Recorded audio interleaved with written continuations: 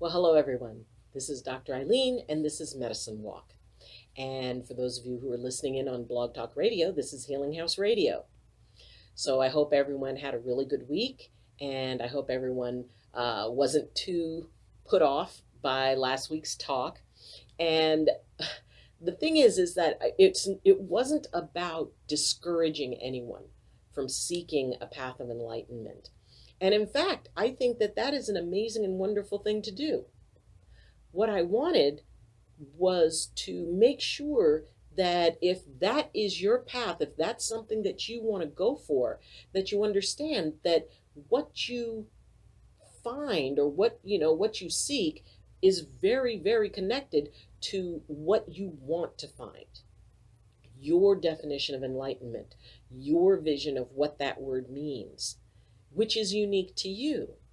So I really wanted to start off with people understanding that to find their way to however they define that, whether it's absolute love all the time and not feeling anything but that, to complete detachment from everything in the world and life and just to have that oneness.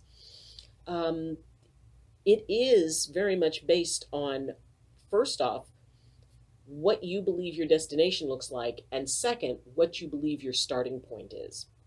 And so we're going to talk about that today.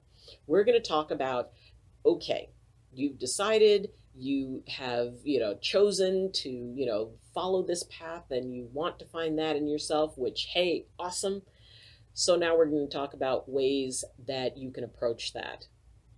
So let's talk first about the idea of, let's say, if you just want to feel love and be in a place of love for all things and for everything. The first thing you're going to have to do is look inside, look into yourself. Because in order to be able to hold all things in love, the first thing you have to hold in love is yourself. You need to be able to find that place of acceptance, of forgiveness, of love for who you are in all of your parts. We have light and shadow. Everyone carries light and shadow. It is not a part of human nature to not feel emotions like anger or fear.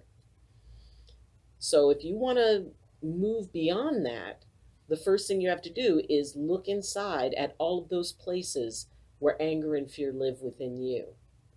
And, it maybe, in the form of resentment, maybe in the form of envy, or, whatever it is, you have to be willing to take an objective and loving look at what lies within you. And this can be very tricky. This can, because, it's like, oh, well, I love myself, I accept myself and all of this. It's like, you got to go deeper. You have to go to those places because, it's very easy to just say, oh, yes, I love and accept myself. And then that little nagging voice comes in and, we find those little things to pick at ourselves about or to pick at, with somebody else. If you're falling into gossip, nope, you're not there yet. You're on your way.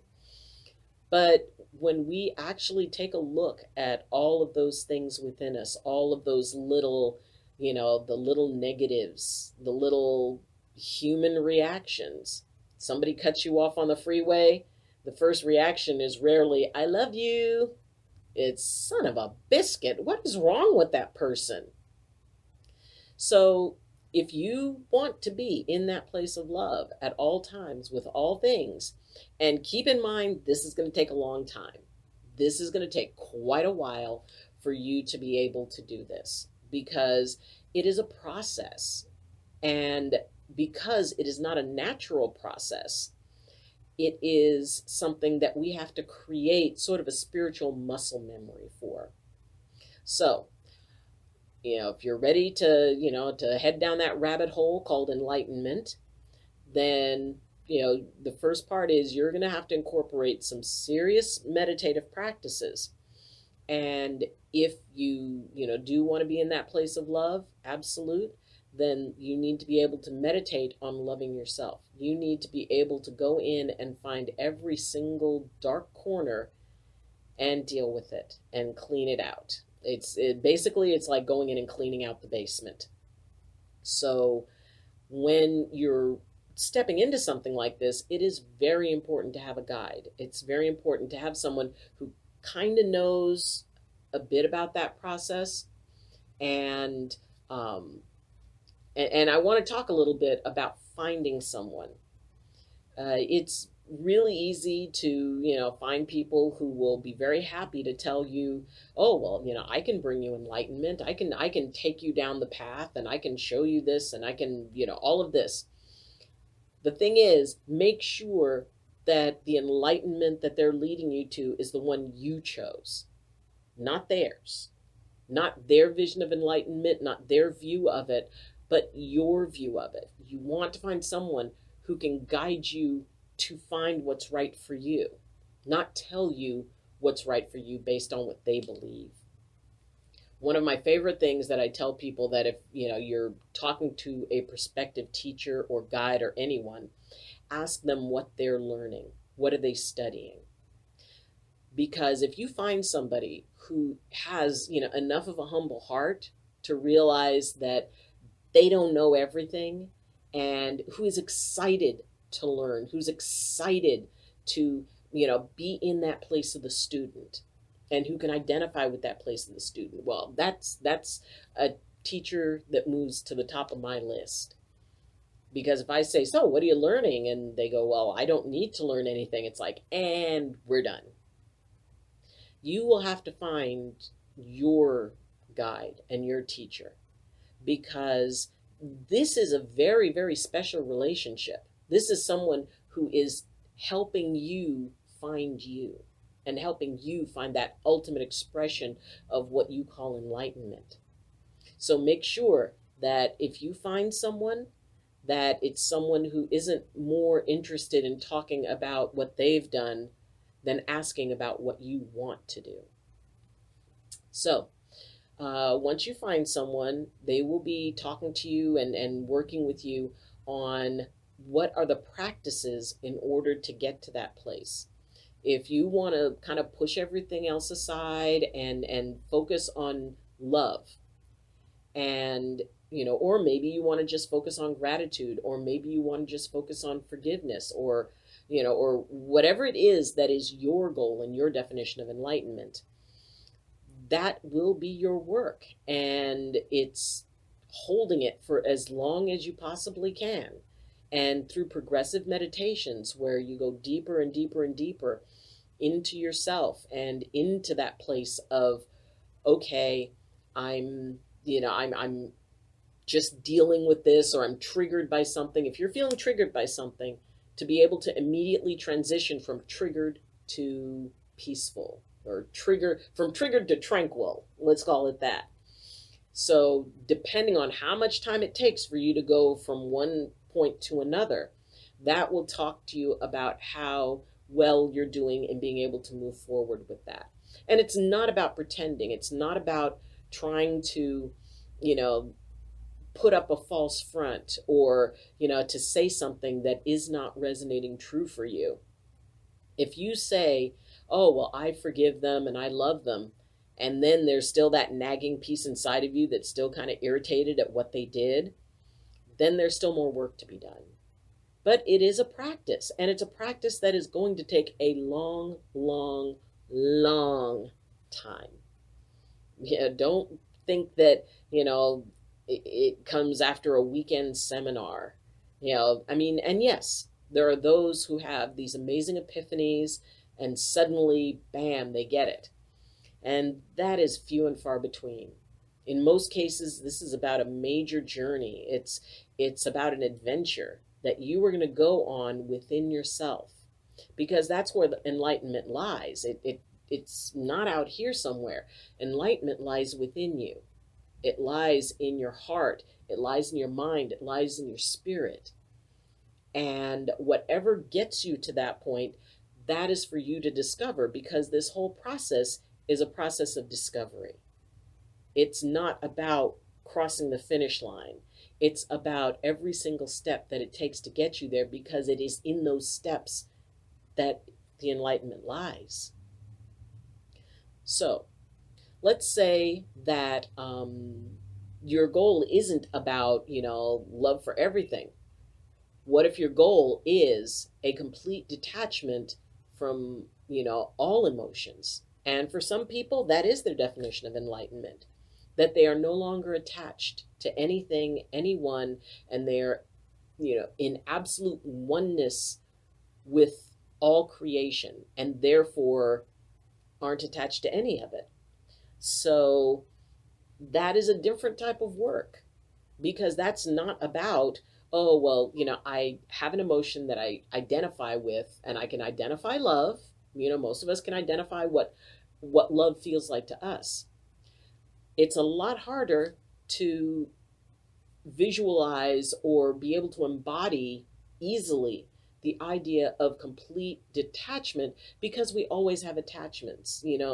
Maybe our pet, maybe our family, maybe our children, maybe a particular piece of music. Because if you go in that direction of enlightenment, where there is no attachment to anything, that means quite literally surrendering your attachment to the things you love most. And, for some, yeah, that's the goal, that's the path. And if that's it for you, I truly wish you luck, because that's probably one of the hardest things. It's sort of like, people who meditate and think of nothing. Thinking of nothing is probably the hardest meditation that anybody could do, because we're always thinking of something. So where you have a focus of love with one type of enlightenment, with this one you have a focus of nothing, and that can be tricky. That involves meditations that well, it's about a phenomena that Wayne Dyer used the phrase "shooting the gap," and it's a tradition that goes back probably as long as humanity goes back, and it is an idea of being in the nothing. It is an idea of that space after one thought ends and before the next one begins. It is stillness incarnate. You do not resonate with anything. You simply are. And there are people who, for them, that is their ultimate goal. That is their ultimate sense of enlightenment. So if that is your goal, then it will take a very specific type of teacher. And, again, this is someone who, you will need to be able to figure out whether or not this person really is the right person based on their detachment. Whenever you're seeking any type of teacher, whether it's for enlightenment or whether it's for healing or Reiki or whatever, take a look at what they do more than what they say. The old saying, actions speak louder than words. And catch them in those unguarded moments. Catch them in those spontaneous moments. Are they exhibiting anger when they talk about, no, you have to be in that place of love? Do they exhibit fear when they talk about, the fact that, they think it's wrong to be in fear? So take a look, review them. This is almost an interview process. I want you to consider this. When you're looking for a teacher or anyone, whether it's for this or anything else, you are interviewing them, not the other way around. You are going to be trusting them as your teacher. And for me and my students, that's a relationship that I take very seriously. It is an agreement. It is a responsibility. When I attune in Reiki, I consider it a bond created between that person and myself as their teacher, as their guide, as the one who, if they have a problem, that they can turn to. So, look for that. Look for authenticity. Look for humility. Look for, as I said, someone who is not so much interested in talking about themselves and what they do, as they do asking you questions about what you would like to do and how you would like to see that manifest. So, that's definitely to consider. Having help in this process, it's not required. You can technically do this on your own. And in some cases, it's actually better that way. So you'll have to figure out what it is that feels right to you. What is it that feels authentic to you? And I mean, the world is technology, taken to a far greater degree than any elder probably figured that we would.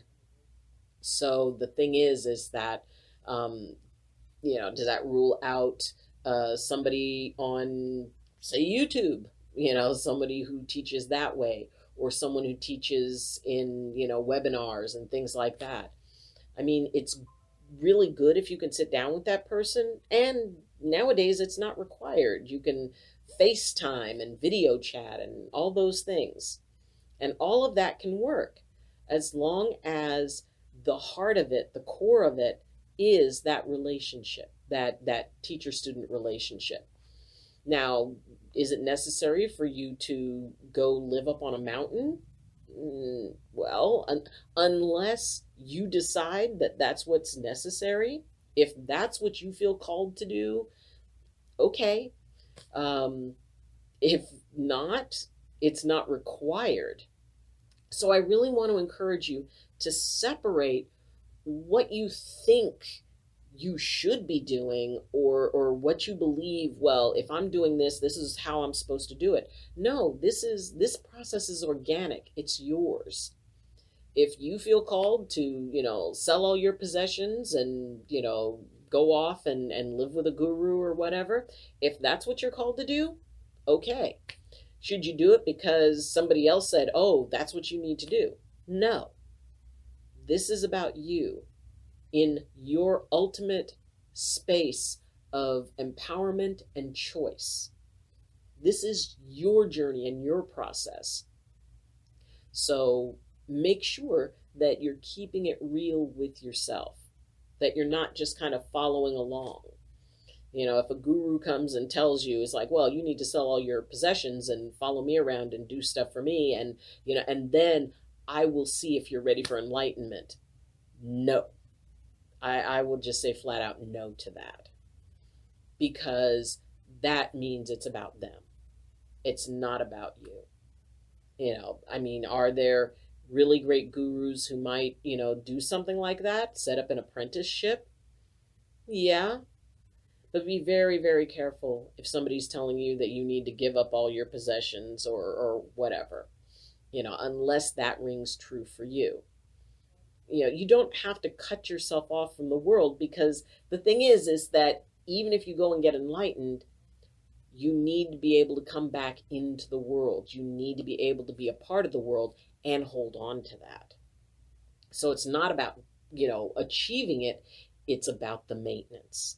And I honestly could not envision anything more challenging than trying to maintain a sense and a space of enlightenment just living life, which is why I don't look for that, which is why I figure enlightenment is what comes after I finish learning and doing and enjoying myself and doing everything I can to be in this world and to participate in this world. Enlightenment will come later. Enlightenment will come when I'm done with this. One of my favorite posters that my mom had was, life is the childhood of my immortality. For me, just for me, the enlightenment part goes with the immortality part. This is my childhood, and I should be having fun, and I should be learning. So, if you choose that, that nope, this is my lifetime to do this and embrace this, then do it. Embrace it. And the whole time, remember, this is not something you have to do. This is something you get to do. There should be a sense of joy and embracing it, because there's going to be hard times, especially when you're looking through, doing that personal inventory of all parts of you and learning how to love yourself anyway. These types of works can have a profound effect on you. And the best thing that you can do is be able to say, yep, I'm still on the right path. I still love doing this. This is this is important enough to me that I'm willing to be uncomfortable. So embrace it. It's yours. You have every right to it. And you have every right to have it be what it is that you would like it to be. And getting to that place of either, consummate love all the time or consummate detachment all the time, or wherever else on the spectrum you have. Yours is your own sense of enlightenment. Maybe it's, maybe, hey, Dr. Eileen, mine aren't as extreme as that. Mine falls somewhere, within the spectrum. Perfect. Whatever it is that I just use those as examples of the idea of, meditative practices, self-discipline, being able to really be in that place of evaluating your reactions. As soon as you get triggered, what gets you from triggered to tranquil? How do you manage that? What does that look like for you? And what is the process? What is it within you that slows that process down? Could it be, old trauma? Could it be insecurities? Could it be abandonment issues? Whatever it is, it's okay. Because in the process you're going to go through, you're going to work through all of that. You'll be able to find that balance point, create that eye of the storm. Normally an eye of the storm is not permanent. And that's the nature of the eye, is that it just gives you a place to kind of get your feet up under you and take a breath before the next half of the storm comes through. To seek a path of enlightenment means that you find that eye of the storm, and that is your world, that is your reality. So it's a practice. And if it's hard, yeah, it's going to be, but it's going to be worthwhile. It may be challenging. It may be difficult for the people around you. And in fact, next week, we're going to be talking about being enlightened and still living in your world with your relationships and managing that. And, and how sometimes people will go, kind of do little things to sort of detract you from it, or maybe even sabotage it for their own reasons, and finding the people that will support you in it.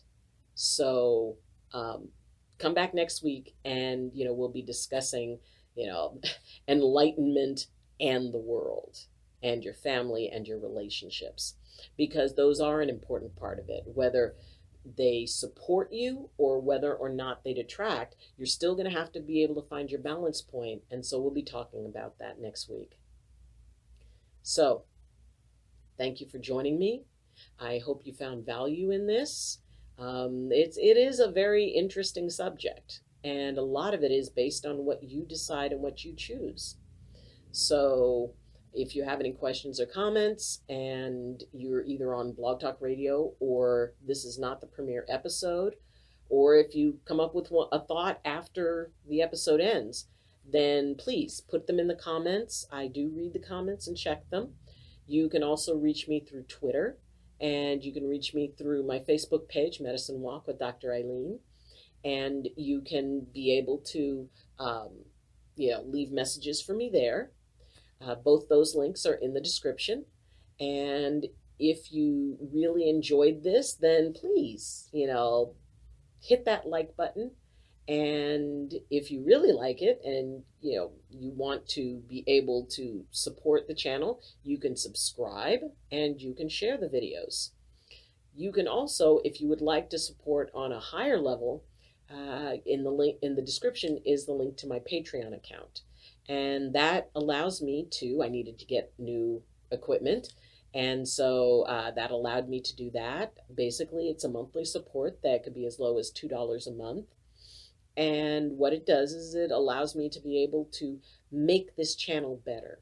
And that's what I want to do. And if you have any suggestions for making this channel better, please post them. I would love to hear your input.